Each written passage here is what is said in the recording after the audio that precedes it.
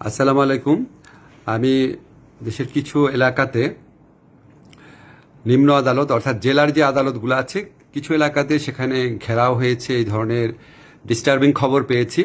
তো আমি যারা আন্দোলনকারী ছাত্র জনতা ভাই আছেন তাদের কাছে আমি একটা অনুরোধ করব, কোনো অবস্থাতেই জেলার কোনো আদালতে কোনো ধ্বংসযজ্ঞ বা নাশকতামূলক কাজ করবেন না, এবং সেখানে ঘেরাও করারও প্রয়োজন নাই।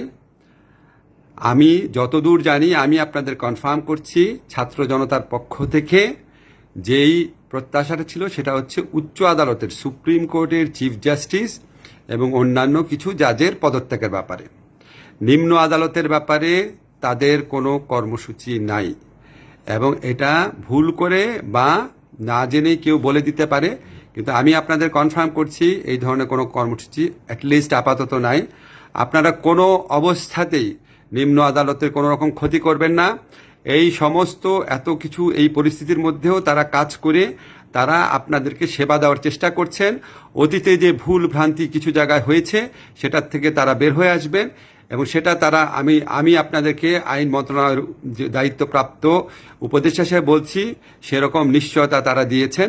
এবং আপনারা যে কোনো মূল্যে আমাদের এই আদালত ব্যবস্থাকে, নিম্ন আদালতে যারা বিচারক আছেন তাদের নিরাপত্তার ব্যবস্থা করবেন, ভবনের নিরাপত্তার ব্যবস্থা করবেন।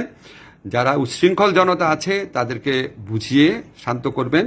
আপনারা প্লিজ আমার এই আহ্বান শুনবেন এবং সবাইকে এটা জানাবেন। ধন্যবাদ সবাইকে।